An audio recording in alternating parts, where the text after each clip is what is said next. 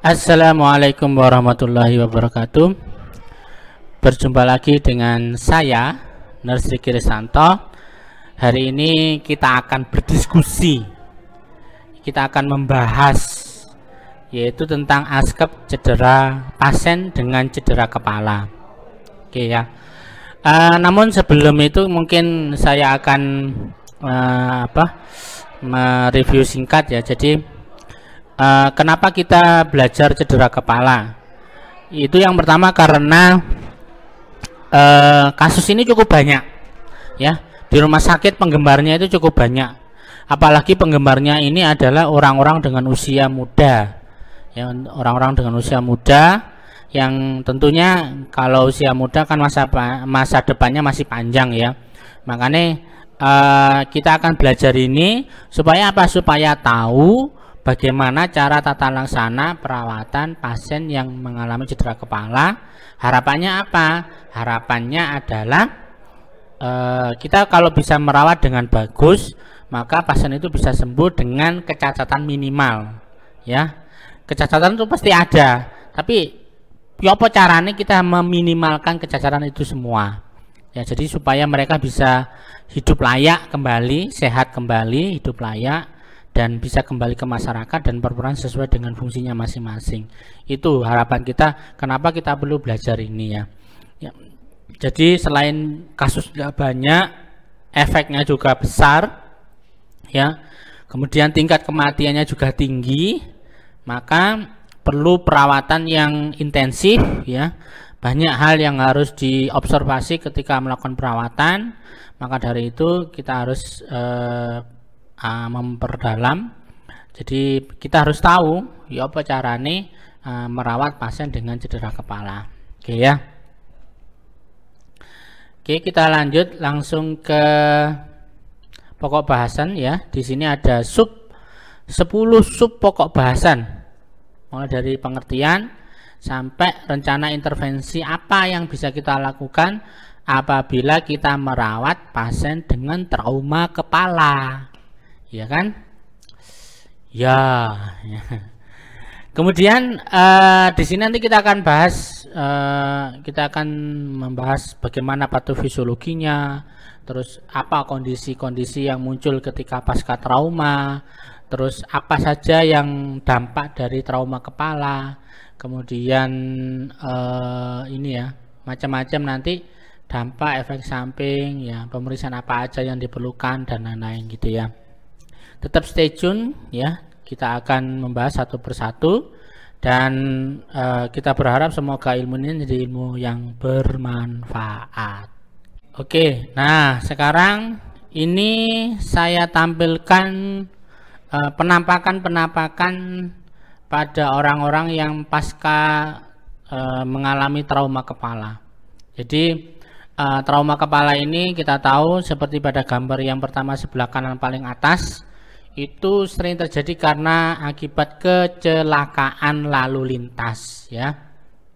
Jadi apalagi di Indonesia pakai sepeda motor, terus pakai emak-emak ya, riting ke kanan tapi belok ke kiri, atau riting tapi gak belok-belok. Nah itu kan banyak yang menyebabkan terjadinya kecelakaan. Nah ini satu contoh yang lagi yang sebelah kiri ini pasien trauma kepala dengan mungkin ini mari keseret ya, sirai mari keseret, akhirnya mengalami kerusakan pada bagian wajah sebelah kiri. Itu kupingnya hilang, terus ya apa kupingnya golek nang ndi ya. Nah akhirnya dioperasi. Nah pas dioperasi terus dilakukan perawatan ya.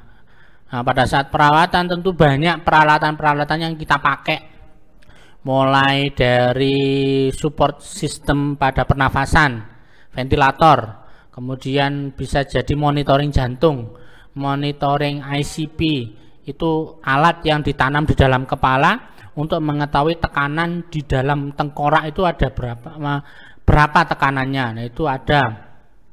Kemudian infus ya dengan siring pump dan sebagainya. Tentu banyak peralatan-peralatan yang kita pakai nantinya ketika merawat pasien dengan cedera kepala. Kita tahu bahwa pasien cedera kepala itu kebanyakan apa? Tidak sadar. Pas tidak sadar itu, ya mereka kan tentunya kayak anak kecil lagi. Semua kebutuhannya yang kita penuhi. Kita penuhi mulai dari makan, minum, mobilisasi, keamanan, ya, terus kebersihan diri dan sebagainya, gitu ya. Nah, yang gambar sebelah kiri ini wong mari ditrepanasi. Trepanasi itu sebuah operasi yang tujuannya adalah membuka tengkorak kepala dan tujuan setelah dibuka yaitu mengevakuasi atau mengambil bekuan darah yang terjadi di dalam tengkorak kepala, ya, akibat dari cedera kepala tadi itu. Tujuannya adalah ya supaya pasien itu cepat sembuh, ya, harus ditrepanasi. Kalau enggak, bekuan darah ini nanti akan menjadi masalah serius dan pasien tidak akan kembali sadar lagi kalau bekuan darah itu tidak dievakuasi. Nah, yang gampang terakhir ini adalah karena sudah ditrepanasi, ya, tengkorak itu kalau sudah ditrepanasi diambil itu rasa dipasang maneh, ya, atau sekarang sudah ada sih sebenarnya perlengkapan pengganti tengkorak yang sudah diambil itu, ya. Jadi kalau nggak diambil misalnya kalau nggak ada pengganti maka pasiennya akan dibekali menggunakan helm koyok ini. Kalau enggak ya nanti kembut-kembut, ya, kelihatan gerakan otaknya yang kembut-kembut itu nanti kelihatan dari luar, itu kan bahaya itu, ya. Nah, mau kebentuk lah ini benjol gitu, ya, gitu ya. Nah, ini wajah penampakan dari orang pasca trauma kepala, ya. Jadi memang trauma kepala itu paling banyak menyebabkan ini kecacatan, ya, baik kecacatan secara fisik maupun secara mental. Biasanya nanti apalagi kalau trauma kepalanya hebat berat itu, ya, kayak misalnya MotoGP itu loh, sing kecelakaan itu kan luar biasa kalau terjadi kecelakaan. Oke, sebelum lebih jauh lagi membahas tentang trauma kepala, kita sedikit mereview tentang anatomi fisiologi dari tengkorak manusia, ya. Jadi otak manusia itu diciptakan oleh Gusti Allah, terus disimpan bungkusnya itu berlapis-lapis, ya. Jadi otak manusia itu saking pentingnya, fungsinya itu saking pentingnya, maka ditempatkan di tempat yang tersembunyi, dilindungi dengan berbagai lapis pelindung. Ya, kita tahu kalau dari luar itu rambut, itu kan juga pelapis juga, pelindung juga. Ya, kemudian kulit kepala, di bawah kulit kepala ada pelapis yang disebut dengan tengkorak. Di bawah tengkorak itu masih ada meningen. Meningen ini ternyata kalau dilihat secara detail itu ada 3 lapis, yaitu ada epia mater, arachnoid mater, dan dura mater, ya. Nah, banyaknya lapisan ini ndudono itu sangat penting sekali. Makanya sangat harus dilindungi. Makanya kita dalam berkendara, ya, juga makanya kita harus eman-eman. Jadi kalau sepeda motor ya harus pakai helm, ojo los-losan, ya. Nanti pas ono kecelakaan maka akibatnya tambah fatal. Kalau pas menggunakan mobil yo jangan lupa sabuk pengaman. Itu tujuannya untuk menjaga kita untuk tetap aman, ya. Jadi ada banyak pelindung. Nah, itu nanti masing-masing pelindung ini fungsinya itu berbeda-beda, ya. Jadi terus di bawah meningen itu ada arteri, ada vena, ya. Kemudian ada cairan cerebrospinal, itu juga sebagai pelindung. Jadi otak kita itu ngambang di antara air, ya. Jadi makanya kita tidak bisa hidup di tempat yang tidak ada air. Jadi termasuk otak kita itu ada berkembang, hidup dan melayang di dalam air, yaitu di dalam cairan cerebrospinal, itu, ya. Oke, kita lanjut ke slide berikutnya, yaitu kita masuk ke intinya, yaitu kita mulai bahas tentang pengertian. Apa sih yang dimaksud dengan trauma kepala? Trauma kepala yaitu kerusakan neurologis, ya, kerusakan saraf ya, kerusakan saraf yang disebabkan karena trauma. Lupa apa ada yang non trauma? Ya ada. Kalau kerusakan saraf yang disebabkan karena non trauma itu disebut dengan stroke. Ya, tahu ya penyakit stroke. Nah, penyakit stroke itu juga sama, kerusakan neurologis tapi penyebabnya adalah non trauma. Tapi kalau cedera kepala adalah kerusakan neurologis yang disebabkan karena trauma, benturan ya dan sebagainya. Nah, kemudian pada saat terjadinya trauma ini ada dua kemungkinan yang terjadi. Yang pertama yaitu perdarahan. Iya kan, kalau misalnya kita aja jatuh ke tanah kemudian atau ke aspal gitu ya, kan babras. Babras itu selain memar jaringannya, yang kedua adalah berdarah. Ya kan, sama. Ini trauma kepala juga sama, ada memar bagian jaringan otaknya, terus yang kedua yaitu adanya perdarahan. Ya, ini. Nah, namun ada juga trauma kepala yang tidak disertai tidak adanya trauma, tidak adanya perdarahan, tidak adanya memar jaringan, yaitu trauma kepala ringan, yaitu commotion cerebri. Itu nanti kita bahas ya.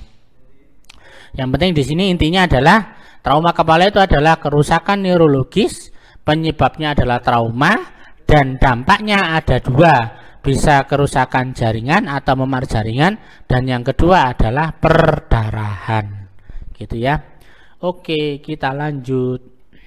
Nah, ini contohnya ya, berbagai macam trauma yang bisa atau memungkinkan terjadi menyebabkan dari trauma kepala. Yang pertama yang paling ngetren yang pojok kanan atas, kecelakaan ya.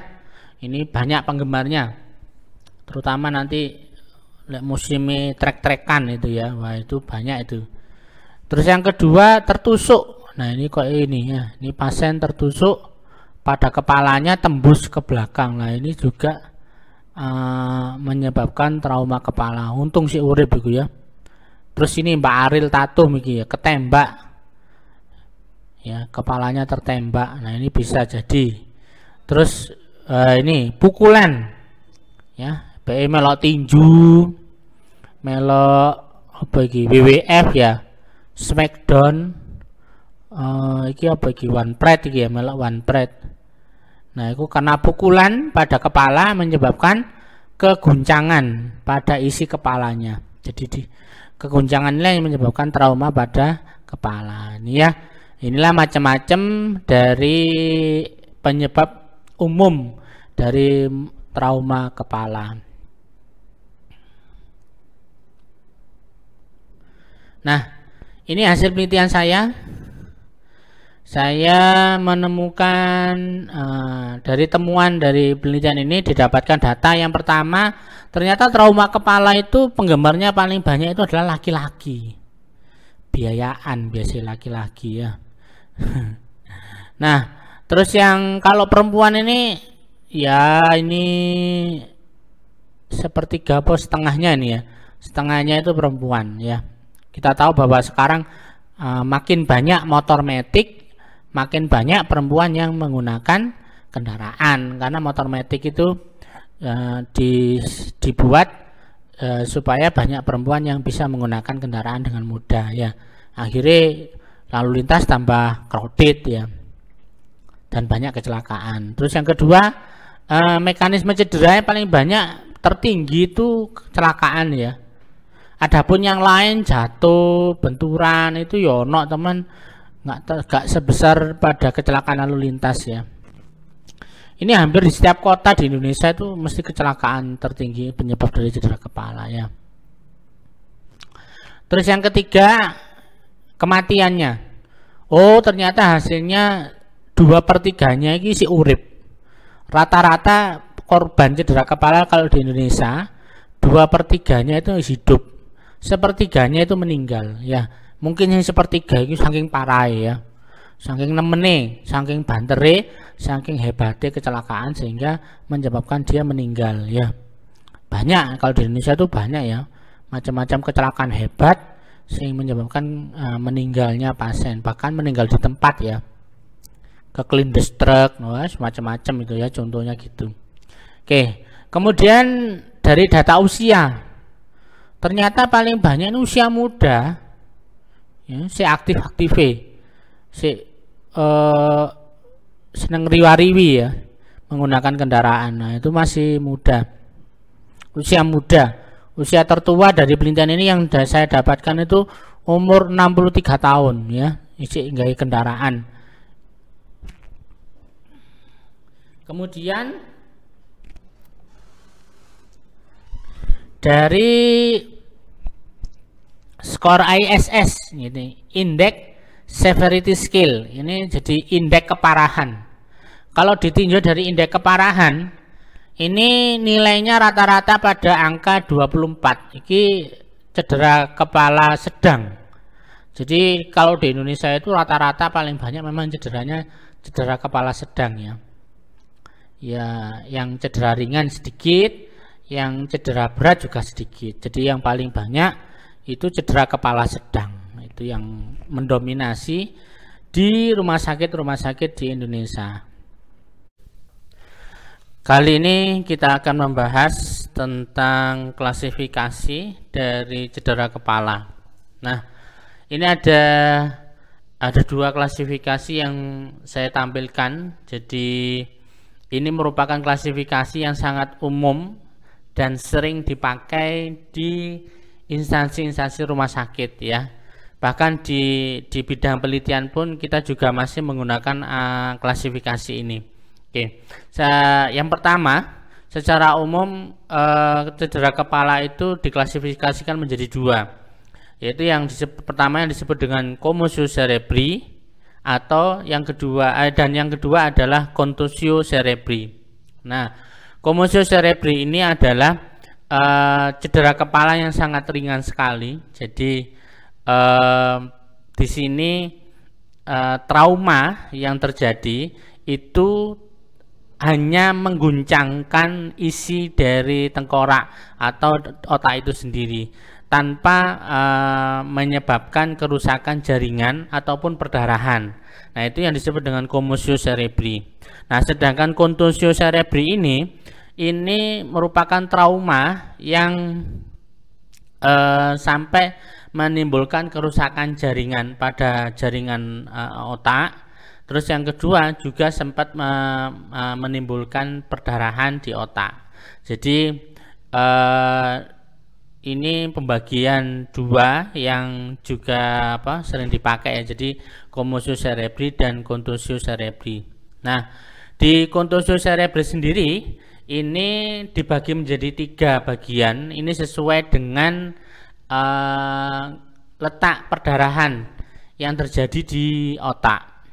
Jadi yang pertama itu disebut dengan EDH, epidural hemorrhage. Ini contusio yang disertai dengan perdarahan dan letak perdarahannya letak perdarahannya ada pada di antara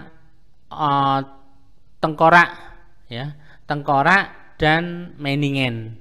Jadi perdarahannya ada di ruang antara tengkorak bagian dalam dengan meningen yang menyelubungi otak. Nah, itu yang disebut dengan epidural hemorrhage. Terus yang kedua adalah subdural hemorrhage.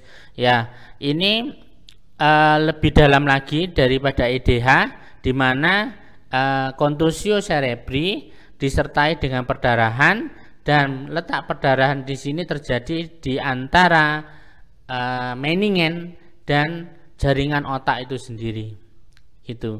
Nah, yang terakhir adalah ICH atau yang disebut dengan intracranial hemorrhage, di mana contusio cerebri disertai dengan adanya perdarahan dan letak perdarahannya ada di dalam jaringan otak itu sendiri. Jadi dia jauh lebih dalam dan posisinya itu berada, perdarahannya ada di tengah-tengah jaringan otak. Nah, Semakin ke dalam posisi perdarahannya ini menunjukkan tingkat bahaya yang juga semakin besar ya. Jadi secara umum saya ulang, yaitu cedera kepala ada pembagian dua, yaitu commotion cerebri dan contusio cerebri. Contusio sendiri terbagi menjadi 3 dengan klasifikasi berdasarkan letak perdarahannya. Ada epidural hemorrhage, ada subdural hemorrhage, dan yang berikutnya adalah intracranial hemorrhage ya. Nah, setelah itu ada lagi pembagian klasifikasi yang umum dan sering dipakai juga. Nah, pembagian yang berikutnya ini berdasarkan pada nilai GCS ya. Jadi nilai Glasgow Coma Scale. Jadi ini sudah sangat terkenal ya GCS ini. Jadi sudah banyak dipergunakan di berbagai baik di instansi rumah sakit maupun di pendidikan sebagai sarana penelitian ya. Nah ini contohnya untuk GCS. Nah ini silakan nanti dipelajari sendiri. Saya rasa ini sudah pernah mengenal ya. Jadi ini hanya untuk review saja. Jadi GCS itu ada 3 yang dinilai, yaitu pembukaan mata, respon verbal atau suara, kemudian dengan respon motorik atau gerakan. Nah, masing-masing nilai minimalnya adalah 1. Kemudian nilai maksimalnya untuk respon pembukaan mata ini nilainya 4. Kemudian untuk respon verbal nilainya 5, sedangkan untuk respon motorik nilainya 6 ya, maksimal 15. Jadi GCS apa itu yang tertinggi itu adalah GCS 15456 ya. Nah sekarang kita kembali ke pembagian. Nah, setelah GCS sudah diketahui, maka nanti cedera kepala dibagi menjadi 3, yaitu ada cedera kepala ringan, cedera kepala sedang, dan cedera kepala berat, di mana pembagiannya ini didasarkan pada nilai hasil pemeriksaan GCS. Apabila nilai GCS yang didapatkan hasil dari pemeriksaan itu adalah 13-15, maka pasien tersebut masuk dalam kategori cedera kepala ringan. Dan apabila pasien tersebut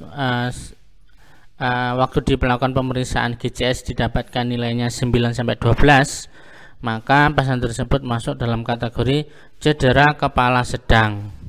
Dan yang terakhir yang paling berat adalah bila GCS-nya kurang dari sama dengan 8, maka pasien tersebut masuk pada kondisi cedera kepala berat. Nah, yang perlu diingat adalah dalam dunia klinis ya. Jadi secara klinis GCS ini mobile, bisa berubah-ubah.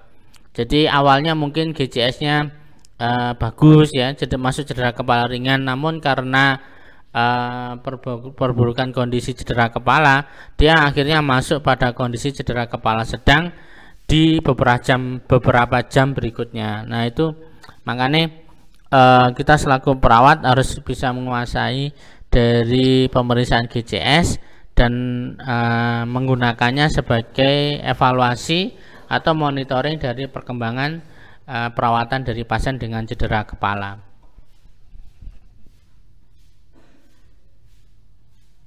Nah, kita lanjut sekarang ke cedera apa aja yang muncul setelah pasca trauma kepala. Oke. Nah, secara sederhana ini saya tampilkan ada 2 cedera yang muncul pada orang-orang pasca trauma kepala. Yang pertama adalah cedera primer. Nah, yang dimaksud dengan cedera primer di sini adalah cedera yang diakibatkan karena trauma itu sendiri ya. Jadi misalnya traumanya itu kecelakaan, kepalanya terbentur aspal. Nah kemudian dari benturan tadi itu ternyata dijumpai adanya yang pertama robekan pada kulit kepala. Nah itu masuk cedera primer. Terus yang kedua benjol ya, kepalanya benjol, itu juga cedera primer. Kemudian dijumpai adanya retakan pada tengkorak kepala. Nah itu juga sama, itu juga masuk di cedera primer ya. Terus kemudian cedera primer lagi misalnya, oh ternyata dijumpai hasil pemeriksaan CT scan-nya menunjukkan memar otak bagian frontal atau bagian depan. Nah, itu juga cedera primer ya. Oke, kemudian yang kedua adalah cedera sekunder. Nah, cedera sekunder ini adalah cedera ikutan. Cedera ikutan yang muncul yang dikarenakan penata laksanaan pada cedera primer yang kurang bagus. Ya, jadi mungkin penata laksanaan yang kurang bagus ini disebabkan karena mungkin keterbatasan alat ya. Terus atau mungkin terlalu lama penanganannya ya. Jadi si daftar dhisik wong ngenteni suwe gitu ya. Merungono ono uang jaminan dulu, akhirnya tambah suwe maneh, pasane wis kejet-kejet itu ya lah. Nah, itu yang menyebabkan akhirnya cedera sekunder. Jadi cedera sekunder ini karena kesalahan pada saat penata laksanaan cedera primer.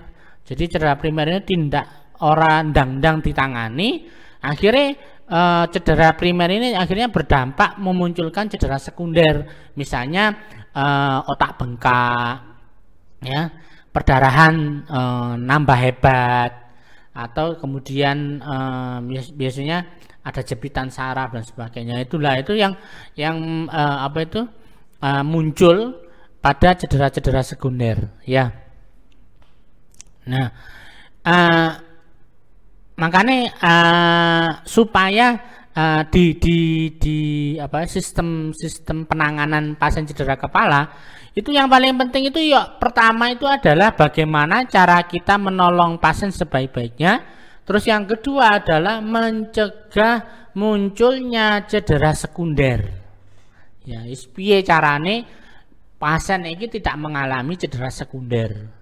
Soalnya bahaya kalau cedera sekunder itu bahaya nanti. Malah ngerepot nih, ya. Terus yang kedua, cedera sekunder ini ternyata berdampak pada efeknya itu peningkatan tekanan intrakranial, ya. Nah, nanti kita akan siapa itu mas-mas sama mbak-mbak nanti kita akan kenalkan dengan hukum Monro-Kelly, di mana hukum Monro-Kelly ini menyebutkan bahwa tengkorak manusia itu volumenya itu tetap nggak iso bertambah. Jadi sirai wong lek wis gede ya, wis dewasa, iku otaknya apa tengkoraknya iku jatuh ya, ora iso membesar lagi. Sehingga volume yang di dalam itu ya paten, tetap gak iso bertambah. Tapi kalau ada penambahan volume yang disebabkan karena trauma, misalnya karena bekuan darah atau memar atau bengkaknya jaringan akibat benturan tadi, nah itu akan berdampak pada peningkatan TIK, yaitu tekanan intrakranial. Nah sayangnya ya, kabar ndak enaknya ya, kabar ndak enaknya ini TIK ternyata berbanding terbalik dengan kesadaran. Jadi semakin tinggi TIK-nya, tekanan intrakranialnya semakin tinggi, maka kesadarannya akan justru akan terbalik, yaitu semakin turun. Ya, kesadarannya turun. Semakin tetap tinggi, maka pasien itu nggak sadar-sadar nanti ya, tetap dalam kondisi tidak sadar, koma. Nah itu kan TIK ini menjadi salah satu tolak ukur tingkat keberhasilan perawatan. Jadi kalau misalnya sampean pingin merawat pasien cedera kepala dan pingin dia segera sadar dari komanya, ya apa carane supaya TIK-nya turun, itu yang harus Anda lakukan. Jadi banyak upaya-upaya yang kita lakukan supaya menurunkan TIK. Nah nanti saya sebutkan di belakang itu ada, salah satunya adalah menggunakan infus manitol itu ya. Itu. Oke. Nah ini secara gamblang, jadi trauma pada kepala itu tadi sudah ya saya sebutkan bahwa ada dua kemungkinan, yaitu kerusakan jaringan dan perdarahan. Nah, kalau kerusakan jaringan ini nanti dampaknya itu menyebabkan edema atau bengkak pada jaringan. Kalau perdarahan ini menyebabkan adanya bekuan darah. dan dua-duanya ini sama-sama menyebabkan volume intrakranial itu menjadi meningkat, ya. Volumenya nambah tapi tempatnya pancet, yaitu akhirnya dampaknya peningkatan TIK atau tekanan intrakranial semakin meningkat. Ya, semakin tinggi TIK-nya, maka semakin turun tingkat kesadaran pasien dan semakin luas dampak dari gangguan fungsi yang diakibatkan karena kegagalan perfusi jaringan serebral. Jadi nanti akan banyak fungsi-fungsi organ tubuh kita yang gagal melakukan fungsinya dikarenakan kerusakan jaringan otak, ya. Nah, kalau banyak yang gagal ini, terutama yang gagal ini ternyata yang berfungsi penting, contohnya jantung, paru-paru, itu ya, penting kan itu. Nah, pada saat itu mengalami kegagalan juga fungsi jantung dan fungsi paru, akhirnya berdampak pada kematian, ya. Itu. Nah, terus kemudian, tapi kalau misalnya penanganannya cepat, alatnya lengkap, ya, dikirim pada rumah sakit yang menjadi trauma center, terus ditangani segera, orang bulet, ya, terus segera dapat penanganan yang cocok. Nah, itu nanti penanganan bisa berdampak positif pada kesembuhan pasien yang akibatnya menurunkan tingkat kematian, ya. Kalau sembuh dia mungkin tingkat kecatatannya minimal. Itu harapannya di situ, ya. Oke. Nah, ini tadi sudah saya sebut yang disebut dengan hukum Monro-Kelly, ya. Monro-Kelly ini menggambarkan ilustrasi dari cedera kepala ini dalam 3 gambar tadi itu, ya. Nah, gambar yang pertama yang paling atas itu adalah gambar kondisi otak kita dalam kondisi normal, di mana, ya, volume paling besar itu ditempati oleh volume jaringan dari otak itu sendiri. Sedangkan bagian kecilnya itu diisi oleh vena dan arteri, ya, dari cairan darah dari vena maupun arteri. Kemudian bagian keempat yang agak sedikit lebih banyak yaitu diisi oleh cairan cerebrospinal. Nah, pada saat seseorang mengalami trauma kepala, yang pertama dilakukan oleh tubuh adalah melakukan mekanisme kompensasi, di mana tubuh berusaha untuk menyeimbangkan kondisi dari otak. Jadi, ya, apa caranya tubuh itu berupaya untuk mempertahankan perfusi jaringan serebral ketika pasca setelah terjadi trauma kepala, yaitu dengan cara meningkatkan volume arteri dan volume vena. Nah, ini yang nampak pada gambar yang kedua, ya. Jadi pasca cedera kepala ada perdarahan, kemudian darahnya ini membeku, kemudian menjadi massa tambahan di dalam otak kepala atau di dalam otak, ya. Akibatnya mendesak dari volume jaringan otak ini akan menjadi lebih sempit ini, ya, karena ada tambahan massa. Nah, pada saat mekanisme kompensasi ini, maka otak melakukan peningkatan dari aliran darah vena maupun arteri sekaligus cairan cerebrospinal gitu. Nah, pada saat gambar yang ketiga ini ternyata kok penanganannya kurang bagus, ya. Ditaruh di rumah sakit yang kecil, ya, nggak ada trauma centernya, kemudian dirujuk mungkin karena urusannya bulat, pindah rumah sakit, pindah-pindah, akhirnya perdarahannya semakin hebat dan menyebabkan volume dari bekuan darah ini semakin luas, ya, volumenya semakin luas. Kemudian tubuh gagal melakukan kompensasi, yaitu dengan yang disebut dengan decompensated state. Nah, ini akhirnya menyebabkan volume arterinya tetap tinggi, tapi volume venanya yang banyak berkurang, sama volume dari cairan cerebrospinal ini banyak keluar. Nah, maka dari ini, nah kalau sudah masuk di fase decompensated state ini, nah ini susah ini, angel wis, wangel, tuturane angel. Ya, wis angel lah. Setelah wis angel gini, wis kebanyakan pasien cenderung akan dalam jatuh kondisi meninggal, gitu ya. Makanya tadi sudah saya sebutkan, tindakan pertama yang perlu kita lakukan adalah mencegah terjadinya sekunder injury pada pasien-pasien dengan trauma kepala. Oke ya. Nah, di Monroe Kelly ini juga akhirnya melahirkan sebuah rumus, yaitu CPP sama dengan MAP dikurangi ICP. CPP ini adalah tekanan perfusi cerebral, ya. Nah, ini perfusi cerebral ini nanti menjadi patokan seberapa sih seberapa baiknya perfusi yang terjadi di yang melewati dari jaringan otak, ya. Nah, ini sama dengan MAP atau mean arterial pressure. Nah, MAP ini didapatkan dari cara tensi, di mana sistolik ditambah 2 kali diastolik dibagi menjadi 3, itu nanti dapat MAP. Kemudian ICP ini intracranial pressure. Nah, ini didapatnya dari pengukuran, ya. Jadi nanti kalau di rumah sakit yang sudah punya perlengkapan ICP atau pengukuran ICP, pasien itu nanti dipasang alat, gambarnya ada ini.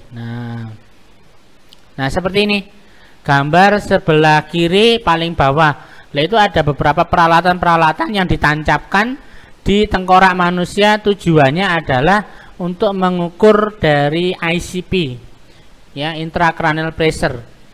Jadi nanti dari alat tersebut akan muncul informasi berupa angka, berapa sih ICP-nya. Nah, dari ICP nanti sudah ketahuan, MAP-nya juga ketahuan, maka kita bisa menghitung berapa CPP-nya, ya.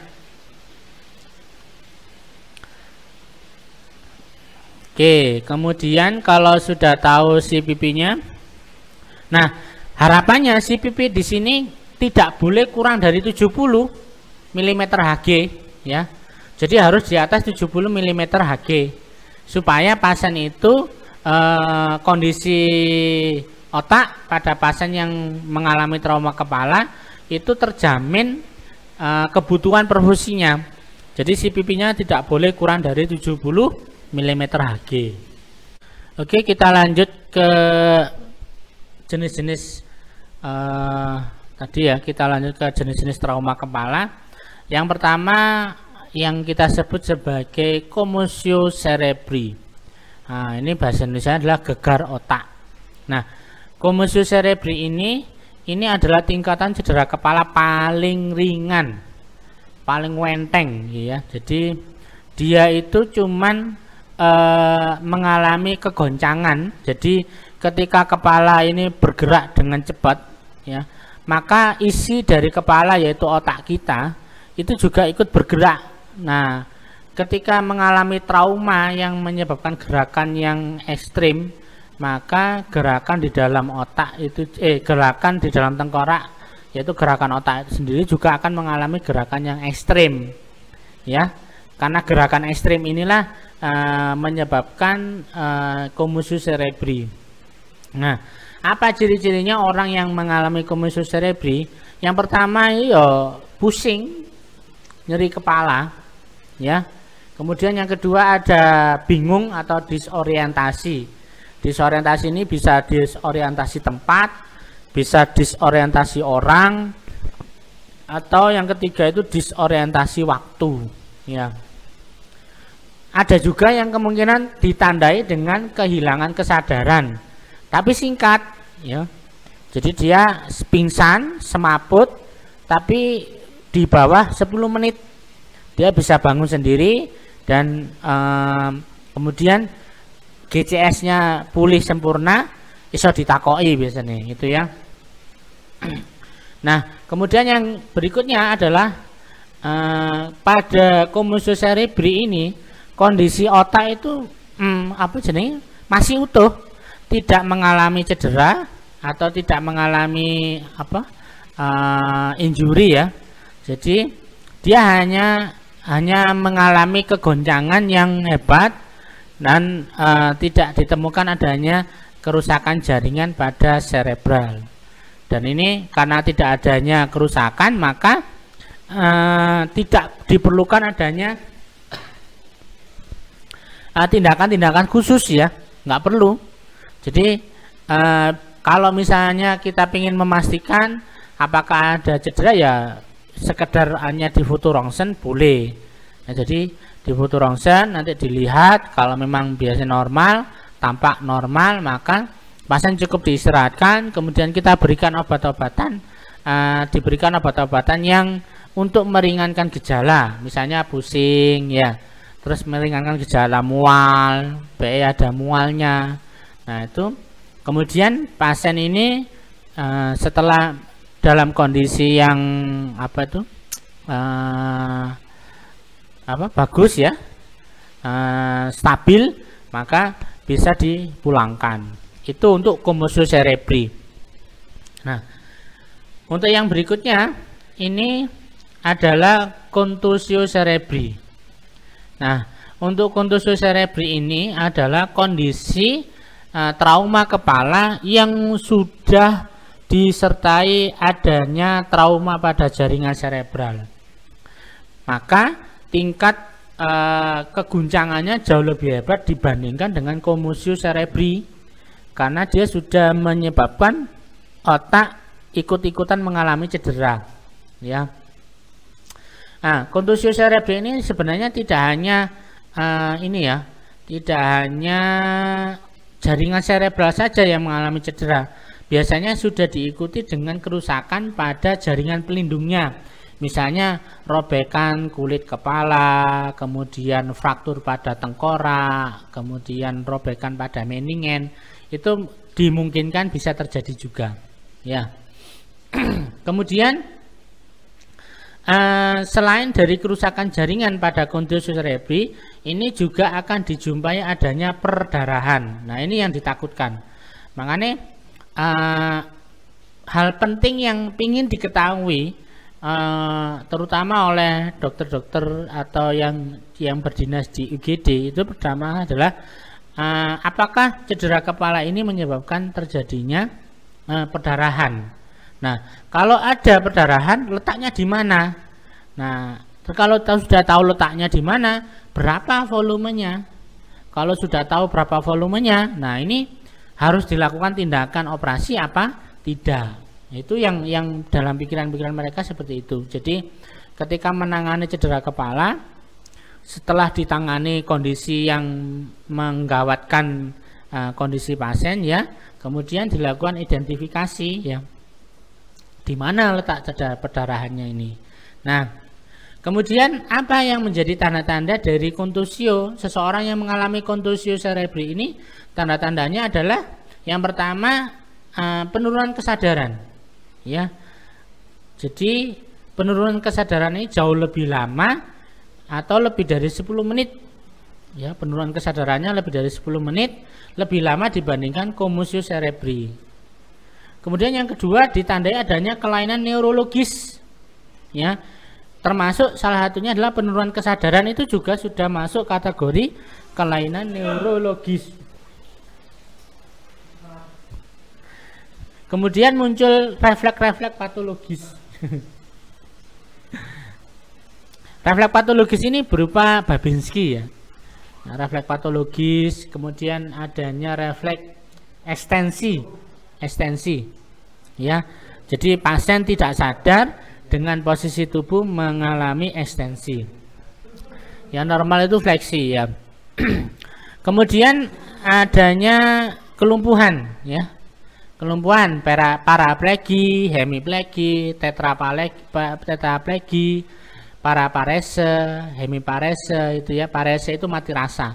Jadi koyok krosone ku tebel. Tapi kalau plegi itu adalah kelumpuhan. Jadi lemes, lumpuh, tidak bisa digerakkan. Terus ada konvulsi, kejang ya.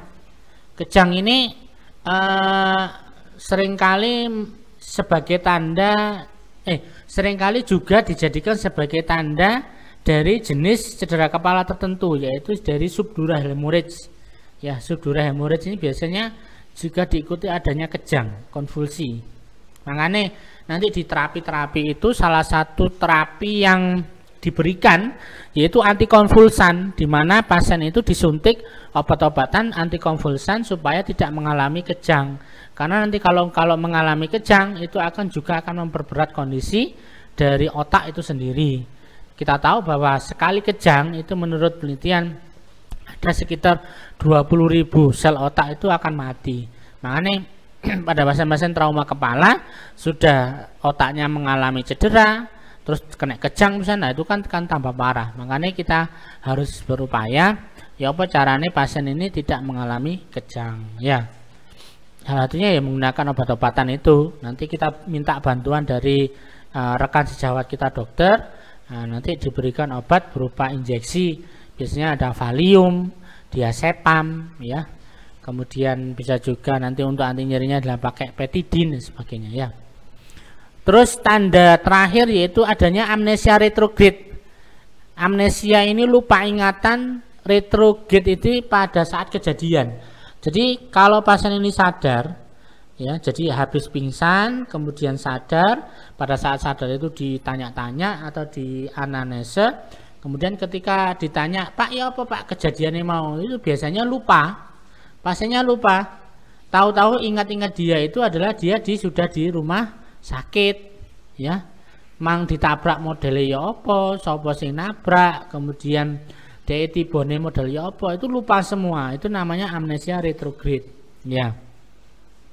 Nah, ketika tanda-tanda tadi ada penurunan kesadaran, kemudian kelainan neurologis, refleks patologis muncul, adanya konvulsi, TIK meningkat ya, amnesia retrograde. Nah, itu merupakan tanda-tanda bahwa pasien tersebut yang mengalami cedera kepala sedang mengalami contusio cerebri. Nah, pada penanganan contusio cerebri ini yaitu fokusnya penanganan utamanya adalah dilakukan operasi, yaitu berupa trepanasi, pengangkatan dari tengkorak kepala yang tujuannya adalah sebagai pintu masuk untuk melakukan evakuasi dari perdarahan yang terjadi di dalam kepala. Oke ya. Nah, ini penampakan dari mekanisme contusio cerebri. Nah, jadi pada saat mengalami guncangan hebat ya, maka otak yang ada di dalam tengkorak kepala itu akan mengalami dua gerakan. Yang pertama adalah deselerasi dan akselerasi. Nah, misalnya contoh, sampean bayangkan kalau misalnya sampean sedang nyetir mobil, kemudian di depan itu tiba-tiba ada orang berjalan, atau misalnya ada mobil depan kita itu berhenti sejenak, berhenti dadak ya. Nah, kemudian kita akhirnya ikut-ikutan berhenti. Nah, makanya pada saat kita ikutan berhenti ngerem, maka tubuh kita akan terlempar ke depan. Itu yang disebut dengan akselerasi. Nah, setelah terlempar ke depan, maka tubuh kita akan berupaya untuk menstabilkan dengan melemparkan kembali ke belakang. Yaitu yang disebut dengan deselerasi. Nah, adanya gerakan akselerasi dan deselerasi ini pada pasien dengan contusio cerebri itu berdampak munculnya letak cedera di dua tempat ya, di dua tempat yang berlawanan. Akibat akselerasi, cedera juga pada akibat yang disebabkan karena gerakan deselerasi. Jadi cederanya ada di dua tempat, ya, itu sangat lazim sekali. Jadi karena tadi ya, gerakan goncangan tadi dan gerakan tubuh untuk menyeimbangkan dengan cara deselerasi. Nah, ini satu contoh foto X-ray ya. Kok foto X-ray ini? Ini CT scan.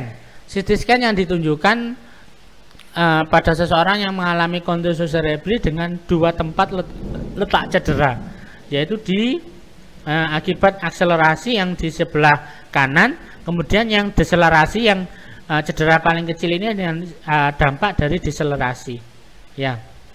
Jadi akselerasinya pada sebelah kanan ini. Jadi dampak dari akselerasi ini biasanya semakin lebih parah dibandingkan yang deselerasi. Nah, sekarang kita masuk pada jenis pertama dari contusus cerebri yang disebut dengan hematom hematom epidural atau EDH, epidural hemorrhage ya. Jadi jenis pertama dampak dari trauma contusus cerebri.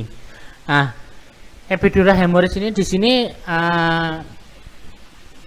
dicirikan yaitu adanya perdarahan yang terjadi di antara tengkorak dan dura mater. Jadi darah ini ada muncul di antara tengkorak bagian dalam ya dengan dura mater.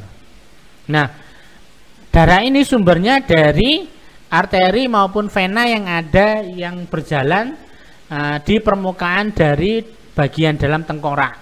Di antaranya bisa saja akibat robekan pada arteri meningia media. Terus yang kedua, robekan dari vena diploica. Yang ketiga, bisa disebabkan karena robekan vena emisaria dan sinus venosus duralis. Nah, ini merupakan sumber-sumber dari perdarahan pada hematom epidural ya. Nah, karena ini sumbernya dari vena ya, dari arteri paling banyak yang meningia media, maka sifat perdarahannya sangat cepat ya, sangat cepat sekali. Jadi tidak menunggu lama. Beda lagi kalau sumber perdarahannya dari vena. Vena itu kan kita tahu sifatnya itu ngerembes ya, ngerembes pelan tapi pasti. Tapi kalau dari arteri ini memancar, makanya sifat perdarahannya sangat cepat sekali di epidura ini. Karena sifat perdarahannya sangat cepat, maka peningkatan TIK-nya juga sangat cepat. Dan biasanya pasien jatuh dalam kondisi tidak sadar, dalam kondisi yang sangat cepat juga. Ya. Nah, itu. Kemudian apa tanda-tandanya pada orang yang mengalami EDH? Yang pertama yaitu penurunan kesadaran tadi ya. Karena adanya perdarahan, kemudian perdarahannya dari arteri, kemudian dari perdarahan itu menyebabkan TIK meningkat, maka TIK meningkat dampaknya adalah penurunan kesadaran pasien. Nah, yang kedua ada lateralisasi. Nah, lateralisasi ini artinya bahasa sederhana itu pergeseran pada jaringan otak. Kita tahu kalau otak kita kan ada dua, ada otak yang sebelah kanan dan otak sebelah kiri.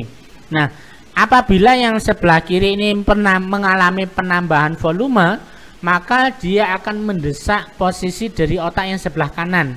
Nah, ini desakan ini yang disebut dengan lateralisasi. Nah, lateralisasi ini baru ketahuan kalau dilakukan CT scan, dilihat ya. Nanti kalau di CT scan itu nanti ada istilah yang sering kita pakai itu gambaran Mickey Mouse. Nah, kalau Mickey Mouse-nya masih simetris kanan kiri, maka belum ada lateralisasi. Tapi kalau sudah ada bentuk Mickey Mouse yang sudah aneh ya, sudah aneh, kemudian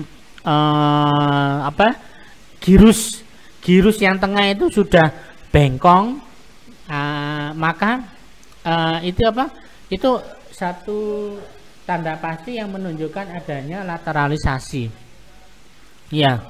Nah, kemudian secara fisik muncul adanya hemiparesia atau hemiplegi ya. Kemudian pada pemeriksaan refleks pupil itu dijumpai adanya pupil anisokor, jadi satu kecil satu gede. Kemudian refleks pupil muncul refleks patologis. Biasanya yang kita sering cek itu adalah refleks Babinski, itu pada salah satu sisi tubuh ya, pada salah satu sisi tubuh, karena bisa jadi letak cedera ini adalah di satu sisi dari otak itu sendiri. Nah, kemudian pasien akan merasakan nyeri hebat ya, nyeri hebat pada kepala. Kemudian nyeri ini tidak bisa hilang ya, karena disebabkan karena adanya perdarahan dan TIK yang meningkat tadi. Kemudian pasien-pasien ini mempunyai prognosis yang masih bagus asal dengan catatan. Oke, yang pertama dibawa ke rumah sakit kurang dari 6 jam. Ya. Dibawa ke rumah sakit kurang dari 6 jam. Jadi harus cepat-cepat kalau ingin hasilnya yang bagus. Terus yang kedua, usia pasien ini masih muda. Ya, tidak lebih dari 60 tahun. Kalau lebih dari 60 nanti prognosisnya semakin jelek, ya. Apalagi kalau dijumpai adanya hipertensi, wah itu sebelahan itu perdarahannya makin hebat dan tidak bisa berhenti, ya. Kemudian setelah TIK meningkat, maka pasien akan ditandai adanya penurunan kesadaran. Kalau pasien ini mengalami muntah, biasanya muntahnya dalam bentuk proyektil atau nyemprot, ya. Ini pasiennya, ini contoh kondisi-kondisi yang muncul pada pasien dengan EDH atau epidural hemorrhage, ya. Kemudian pada kasus epidural hemorrhage juga itu akan dijumpai adanya lucid interval, ya. Lucid interval di sini adalah periode sadar di antara dua ketidaksadaran. Jadi pasca kejadian, ya, pasca kejadian itu, setelah itu pasien itu akan jatuh dalam kondisi yang tidak sadar.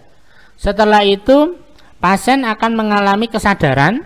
Nah, kesadaran pada saat pasien sadar ini masih ada kemungkinan proses perdarahannya ini sudah berjalan, namun volume perdarahan kurang dari 3 cm persegi. Nah, pada saat perdarahan sudah melewati 3 cm persegi, pasien ini akan jatuh cenderung mengalami penurunan kesadaran, ya. Jadi kalau perdarahannya masih sedikit, itu pasien masih dalam kondisi yang sadar, tapi nyeri kepala hebat. Tapi kalau sudah perdarahannya melebihi dari 3 cm persegi, itu pasien akan jatuh pada kondisi tidak sadar. Nah, adanya kesadaran di antara dua tidak sadar tadi itu, dua kondisi tidak sadar, itu yang disebut dengan lucid interval, ya. Terus yang berikutnya adalah pasien ini sangat emergensi, ya.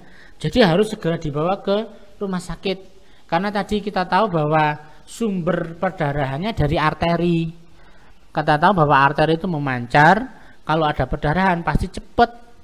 Makanya kita perlu segera dibawa ke rumah sakit dan dilakukan trepanasi, ya, supaya untuk memudahkan melakukan evakuasi, ya, dari perdarahan.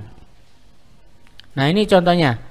Ini bagian yang gambar A ini menunjukkan adanya EDH atau epidural hemorrhage, ya. Epidural hemorrhage, jadi darah itu ada di antara tengkorak dan di meningen, ya, meningen. Nah, ini contoh hasil X-ray-nya. Nih. Nah, ini yang saya sebut dengan Mickey Mouse. Nah, ini gambarnya sudah geser ke kanan. Ini coba dilihat di sini. Ini garisnya harusnya lurus seperti ini. Ini malah justru bengkong ke sebelah kiri, ya. Nah, ini yang disebut dengan lateralisasi atau herniasi lateral. Oke, ya. Nah, saya harap sampai di sini sudah paham tentang apa yang dimaksud dengan EDH, ya. Nah, selanjutnya kita masuk ke SDH atau subdural hemorrhage, ya. Apa yang dimaksud dengan subdural hemorrhage? Yaitu trauma yang menyebabkan perdarahan di antara dura mater dan jaringan otak. Nah, gambarnya seperti ini tadi lah. Ini adanya trauma. Terus trauma tadi itu menyebabkan perdarahan dan kerusakan jaringan otak. Nah, letak perdarahannya ada di antara meningen dan jaringan otak. Nah, ini contoh dari subdura. Nah, kemudian perdarahan dari subdura ini itu paling banyak disebabkan karena vena, pecahnya pembuluh darah vena, sehingga sifat perdarahannya pelan. Ya, kita tahu bahwa perdarahan dari vena itu nanti tampilannya itu merembes sedikit tapi pasti, ya. Nah, karena merembes ini biasanya SDH ini munculnya agak terlambat, ya, agak terlambat. Makanya ada beberapa ahli yang membagi SDH ini dalam 3 kategori. Ada yang SDH-nya akut bila perdarahan ini sampai full kurang dari 3 hari. Terus yang SDH subakut bila pasien tidak sadar antara 3 hari sampai terjadi ketidaksadaran pada hari ketiga sampai hari ke 3 minggu. Ya. Kemudian SDH kronis bila pasien itu baru tidak sadar ketika sudah 3 minggu perdarahan. Itu ya. Jadi karena sumbernya dari vena maka sifatnya itu merembes. Nah, kemudian yang kedua dapat terjadi akut ataupun kronis, ya. Tadi kronis ini karena sifatnya darahnya lambat dan merembes, jadi lama. Kemudian ditandai oleh penurunan tingkat kesadaran, adanya lateralisasi sama, ya. Kemudian hasil pemeriksaan CT scan ini didapati area hiperden yang berbentuk bulan sabit, ya, berbentuk bulan sabit. Kemudian gejala SDH diantaranya yaitu nyeri kepala, pasien bingung, ngantuk, menarik diri, kejang, kemudian edema pupil, ya.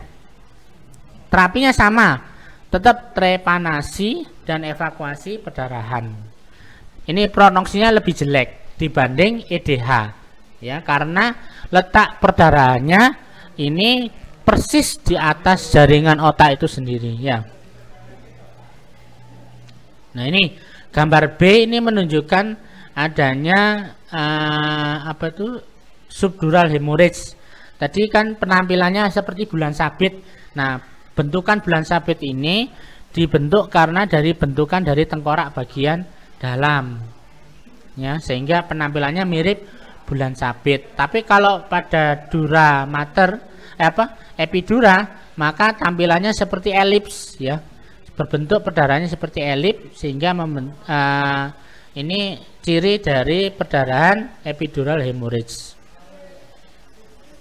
Ini contoh tampilan dari SDH dilihat dari CT scan, ya. Oke. Yang terakhir yaitu yang kita bahas adalah intracranial hemorrhage.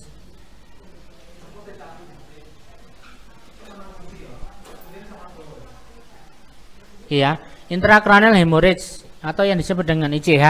Nah, pada ICH ini letak perdarahannya jauh di dalam jaringan otak, ya. Jadi sangat dalam, sangat dalam. Nah, bagaimana dengan prognosisnya yang jauh lebih jelek bila dibandingkan dengan dua kondisi sebelumnya, epidura dan subdura, ya. Ya, ya. Kemudian ditandai oleh penurunan tingkat kesadaran klien serta adanya lateralisasi. Ini lateralisasinya akan sangat nampak sekali, ya. Pada hasil pemeriksaan CT scan didapati adanya hyperdense, ya, berbentuk lingkaran seperti lonjong elips seperti itu. Kemudian tindakan yang dapat dilakukan adalah operasi, tentunya ya sama, ya, dioperasi, kemudian dievakuasi peguan darahnya. Nah, baru pasien nanti bisa ada perbaikan pada kondisinya, ya. Nah, sekarang kita bahas bentuk yang keempat yang disebut dengan trauma basis kranii, ya. Yang perlu Anda ketahui adalah apa yang dimaksud dengan trauma basis kranii itu apa sih? Yaitu dasar dari tengkorak manusia, ya, bagian dasarnya. Nah, kalau pada trauma basis kranii ini biasanya yang terjadi adalah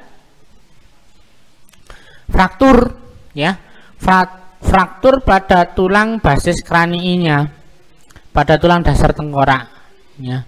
Nah, ini fraktur ini sebenarnya biasa saja, cuman karena di daerah basis krani ini banyak arteri-arteri besar, ya.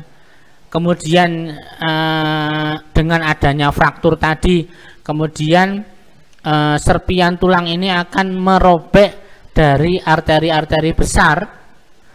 Ya, ini dampaknya maka terjadinya kebocoran darah pada arteri-arteri yang sangat besar, dan itu menyebabkan darah itu banyak keluar dan akan memenuhi seluruh isi dari basis kranii.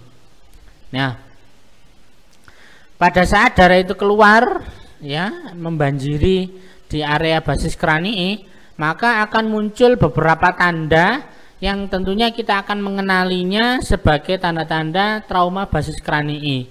Ya, yang pertama adalah otore. Otore itu adalah keluarnya darah dari telinga, ya. Atau kalau misalnya gendang telinganya masih utuh, maka ada yang disebut dengan hemotimpanum.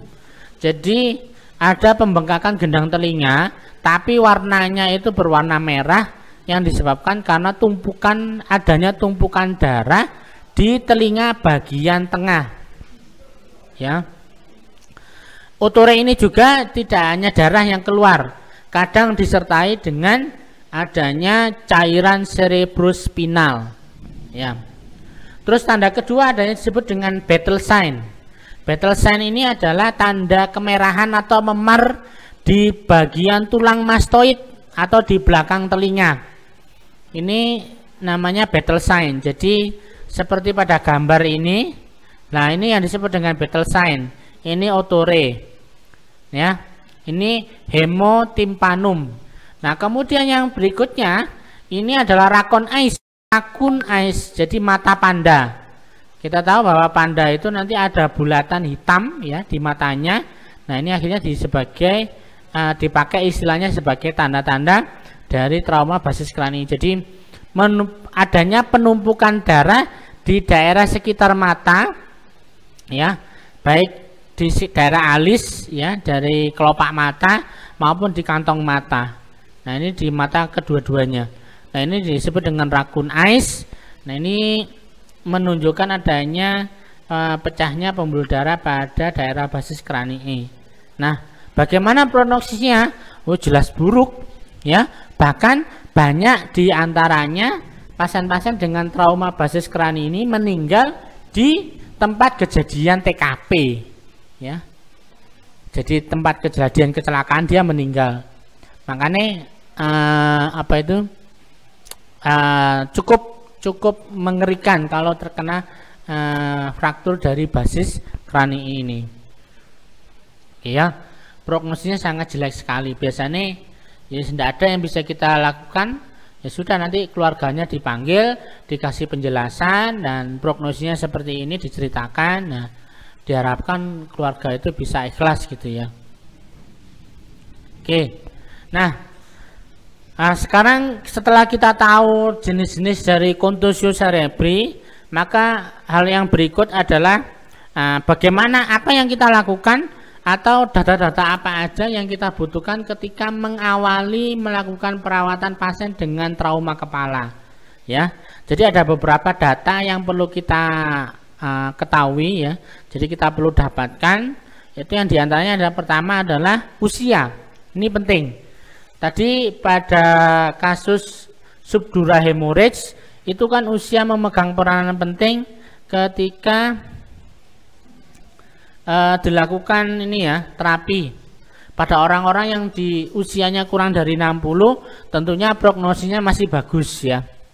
Nah, kalau sudah tua ini usianya sangat buruk, atau di atas 60 lah, di atas 60 ini prognosisnya semakin jelek. Terus yang kedua adalah mekanisme dari injury.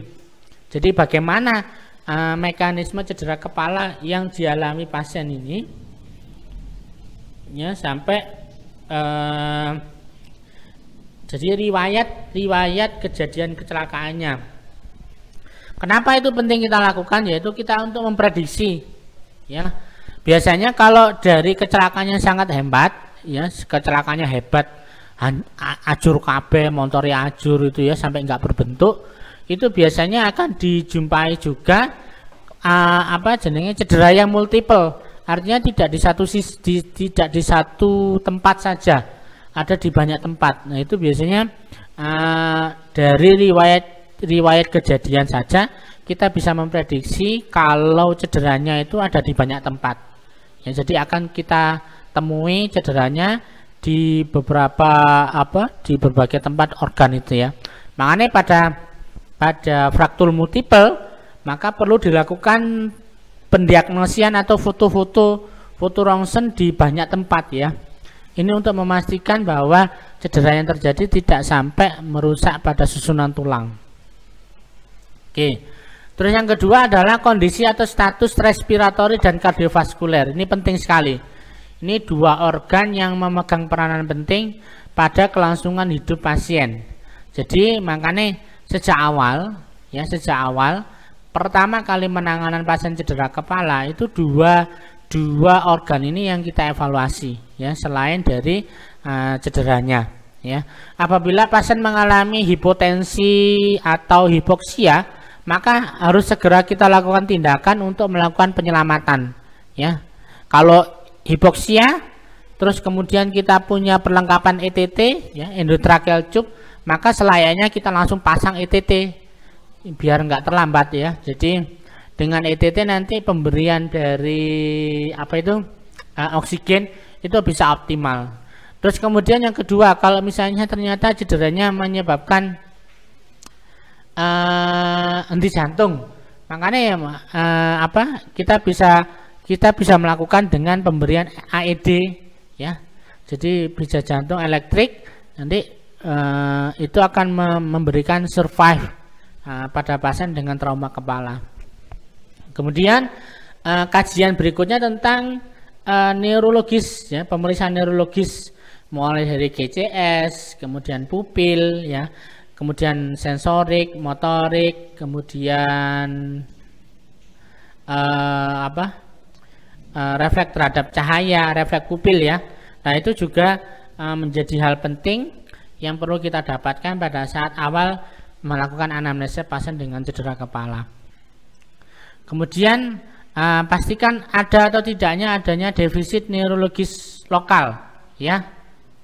Misalnya pasien ternyata tidak bisa mengangkat salah satu alis, atau pasien ketika senyum ternyata tidak simetris. Nah, itu berarti ada defisit neurologis lokal ya. Pasien tidak mampu mengangkat bahu salah satu sisi, itu juga sama ya. Kemudian apakah pastikan adanya atau tidak adanya abnormal neuromuskuler ya. Misalnya pasien ternyata tidak mampu noleh kiri, atau tidak mampu mengangkat bahu kiri. Nah, itu berarti ada cedera neuromuskular. Kemudian hasil diagnostik ya, pastikan pasien dilakukan CT scan bila ada. Ya, ini CT scan ini menjadi hal mutlak ketika rumah sakit tersebut mendirikan trauma center ya. Jadi CT scan ini sangat membantu untuk pendiagnosisan. Yang berikutnya adalah lakukan treatment bila ada hipotensi atau hipoksia. Tadi sudah saya jelaskan ya. Terus terakhir, gunakan antikoagulan. Nah, antikoagulan ini harapannya adalah darah itu supaya tetap encer. Nah, ya, tidak mengalami pembekuan darah. Karena kalau nanti sudah jadi pembekuan darah, maka step berikutnya adalah akan menyebabkan penambahan massa di dalam intrakranial. Nah, itu nanti akan berdampak pada peningkatan TIK. Tapi kalau darah itu dikondisikan dalam bentuk encer terus, maka ada masih kemungkinan mengevakuasi perdarahan tanpa melakukan trepanasi terlebih dahulu. Ya, cukup menggunakan agen-agen kimiawi, misalnya manitol, maka darah yang sudah kadung keluar dari pembuluh darah itu masih bisa dilakukan penghisapan kembali dengan manitol itu ya. Nah, ini ada beberapa pemeriksaan diagnostik yang harus dilakukan. Yang paling pertama, yang paling penting adalah CT scan ya. CT scan ini sangat penting karena menyangkut tata laksana penting yang harus dilakukan pada pasien, terutama pada trauma kepala. Ini CT scan kepala ya, sangat perlu sekali. Kemudian foto rongsen.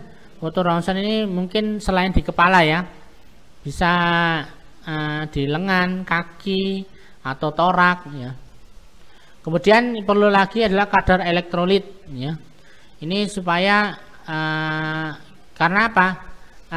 Cedera sekunder terutama itu disebabkan karena adanya peningkatan elektrolit, terutama kadar natrium. Ini sangat penting ya.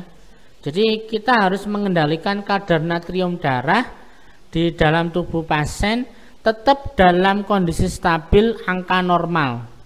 Jadi jangan sampai natrium itu berlebih atau malah justru kurang ya. Kalau misalnya natrium berlebih, ini nanti dampaknya adalah edema cerebri, terus ditambah lagi adanya kejang ya. Terus yang berikutnya adalah tes BGA. Tes BGA ini juga penting ya, blood gas analysis ya. Terus DL, darah lengkap. Terus tidak lupa adanya kadar glukosa darah. Karena apa? Pasien-pasien yang dengan penyakit penyerta berupa DM, nah ini kita harus banyak yang diwaspadai. Karena DM sendiri itu juga akan memperburuk prognosis dari penanganan pasien cedera kepala ya. Nah, ini contoh proses diagnostik ya. Ini yang pertama, gambar pertama X-ray. Ini foto rongsen gitu ya. Foto rongsen kepala, X-ray. Nah, sekarang masuk pada tahap terakhir, yaitu prinsip tata laksana secara medis pada pasien cedera kepala ya. Yang pertama adalah lakukan pengkajian secara menyeluruh, terutama pada pasien fungsi penting, misalnya pada fungsi jantung dan fungsi pernafasan ya. Terus kemudian lakukan tindakan segera bila ada kegawatan pernafasan atau kegawatan jantung. Misalnya, oh ternyata pasiennya mengalami hipoksia, maka kita harus memberikan bantuan oksigenasi ya. Paling ideal itu kita menggunakan ETT, endotracheal tube, pasang itu. Tapi kalau misalnya kita tidak bisa atau tidak ada fasilitas ETT, paling tidak kita bisa telah memberikan masker non rebreathing ya. Jadi bisa kita berikan udara dengan kecepatan 12 liter per menit, ya minimal 12 liter per menit lah untuk masker non rebreathing ya. Terus kemudian lakukan pemeriksaan diagnostik, terutama CT scan ya. CT scan, MRI dan lain-lain sebagainya. Kemudian yang berikutnya adalah memutuskan diagnosis pasien. Nah, pasien ini masuk dalam kondisi apa? Komosio cerebrika, kontusio cerebrika. Kalau kontusio ini yang mana? Apakah epidural hemorrhage, apa subdural hemorrhage, apa intracranial hemorrhage, atau justru malah terjadi terkena basis kranii, fraktur basis kranii ya.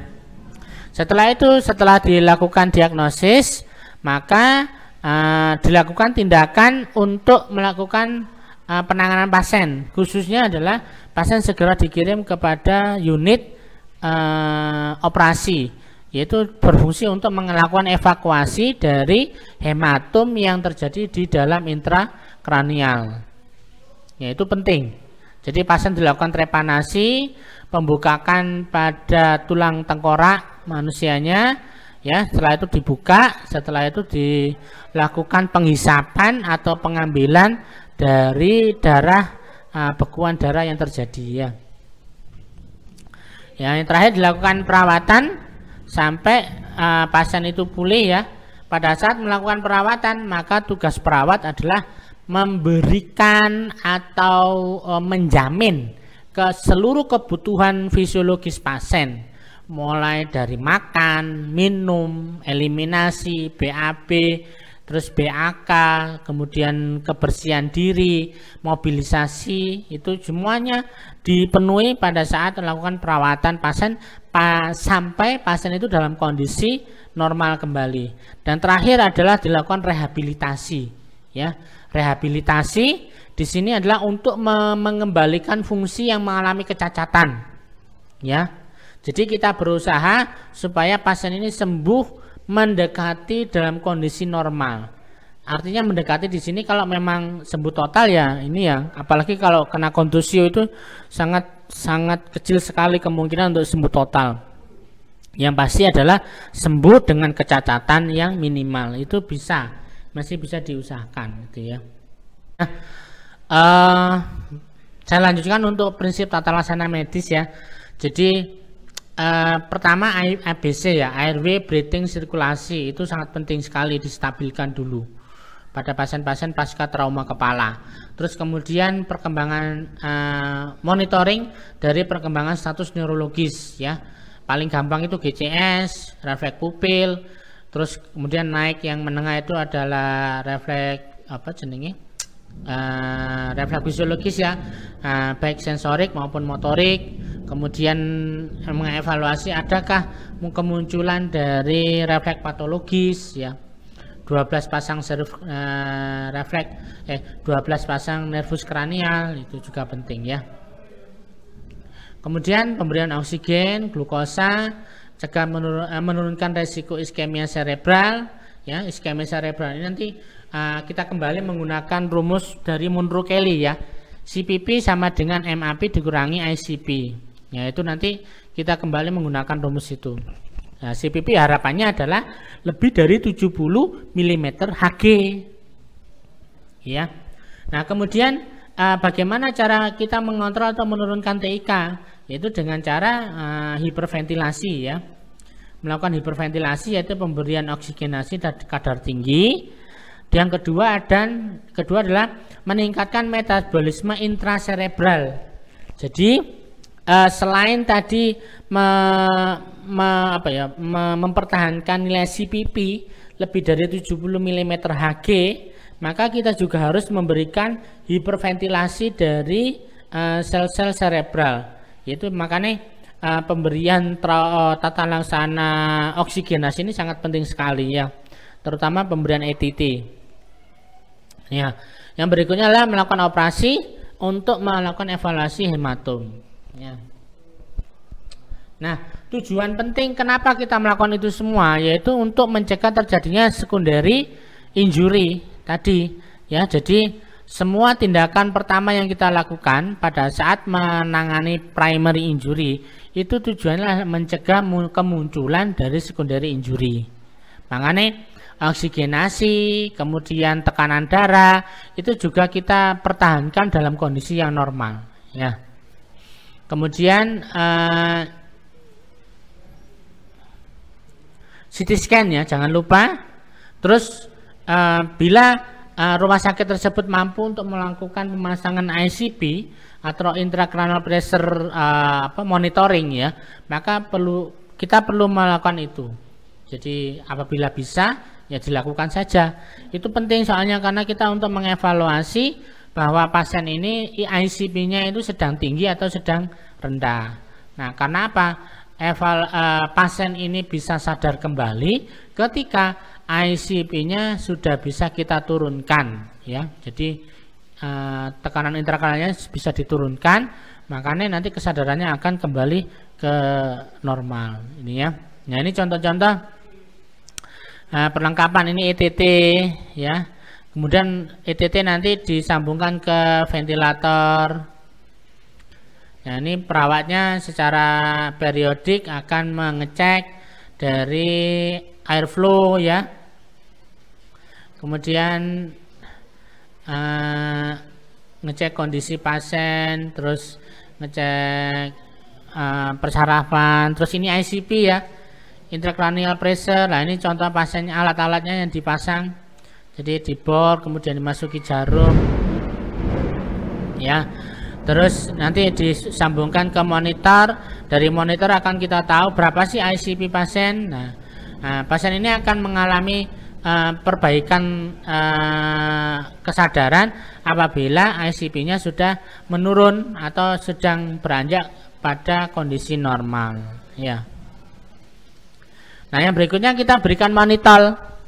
Mannitol ini adalah larutan gula dengan persentase 25 ya. Ini tujuannya adalah untuk mengevakuasi perdarahan, sisa-sisa perdarahan pasca operasi, atau misalnya tidak dilakukan operasi tapi dilakukan evakuasi perdarahan dengan menggunakan mannitol. Nah, ini mannitol ini sifatnya hipertonis ya. Pada saat hipertonis itu akan menyerap semua perdarahan yang terjadi di luar tubuh masuk darah itu masuk kembali ke dalam pembuluh darah dan dikeluarkan melalui ginjal ya. Nah, karena kita menggunakan fasilitas ginjal, maka sebelumnya kita harus melakukan tes terlebih dahulu tentang fungsi ginjal, yaitu pasien dilakukan pemeriksaan ureum kreatinin ya. Ureum kreatinin nanti kita memonitor fungsi ginjalnya sudah bagus apa belum. Terus jangan lupa pasien dipasang kateter, karena pas penggunaan mannitol ini nanti ekskresi dari cairannya adalah melalui dari kencing ya. Nih, nah ini dosis-dosisnya. Oke. Nah, kita lanjut ke bagian asuhan keperawatan ya, cedera kepala. Ya, dimana sama ya. Jadi kita harus melakukan pengkajian dulu ya, pada saat ketemu pertama pada pasien, apa aja yang perlu dikaji, yaitu mulai dari usia, jenis kelamin, kemudian penurunan tingkat kesadaran, kita bisa menggunakan GCS ya, terus riwayat trauma, riwayat penyakit dahulu. Ini yang paling penting yaitu adakah riwayat penyakit dahulu, yaitu hipertensi, adakah DM, adakah penyakit jantung. Itu penting sekali untuk kita dapatkan ya, karena itu penyakit-penyakit yang mempunyai kontribusi terhadap cepat tidaknya penyembuhan dari kondisi pasien pasca trauma kepala ya. Terus pemeriksaan fisik, head to toe, pemeriksaan sistem saraf ini juga perlu kita lakukan. Makanya perawat harus tahu ya, bagaimana cara mengecek GCS, bagaimana cara ngecek refleks pupil, bagaimana cara ngecek 12 saraf kranial, bagaimana cara ngecek refleks patologis, bagaimana cara ngecek fungsi sensorik, fungsi motorik. Itu juga penting ya. Perawat nggak boleh nggak bisa, harus bisa itu ya. Oke, dari semua kajian tadi kemudian kita analisa dan diagnosa keperawatan yang paling banyak muncul ya di pasien-pasien dengan cedera kepala. Ini adalah yang pertama, ketidakefektifan fungsi jaringan cerebral. Diagnosa kedua, ketidakefektifan bersihan jalan nafas. Ini terutama karena dia menggunakan ETT ya, kekurangan volume cairan, ketidakseimbangan nutrisi. Itu kan karena pasien tidak sadar ya, sampai terakhir mungkin resiko jatuh ya, karena pasien tidak sadar atau pasien mengalami kejang akibat edema cerebri gitu ya. Nah, untuk tindakan-tindakan ini sudah saya sampaikan di makalah yang satunya lagi, yaitu di di tindakan keperawatan. Jadi di situ sudah ada, nanti silakan dibaca sendiri, dipelajari sendiri. Saya rasa sudah terbiasa, cuman kita mengenalkan diagnosanya saja ya. Tuh. Oke ya. Nah, ini tambahan ya. Jadi mungkin secara ringkas, mungkin cara perawatan pasiennya seperti ini. Ya, jadi monitoring ICP, kemudian berikan head elevasi atau bagian kepala dinaikkan ya 10 derajat, cegah terjadinya fleksi pada leher, kemudian sampai pada monitoring neurological status, respiratory status itu ya, itu penting semua. Nah, saya rasa ini sudah semua. Silakan nanti untuk lebih jelasnya dipelajari sendiri. Ada banyak buku-buku referensi yang bisa untuk memperkaya Minimal dari slide ini sama materi yang sudah saya berikan dibaca, nanti semoga apa yang sudah dipelajari ini menjadi ilmu yang bermanfaat dan bisa diterapkan ketika nanti saat bekerja sebagai perawat. Saya rasa cukup sekian. Terima kasih atas perhatiannya dan wassalamualaikum warahmatullahi wabarakatuh.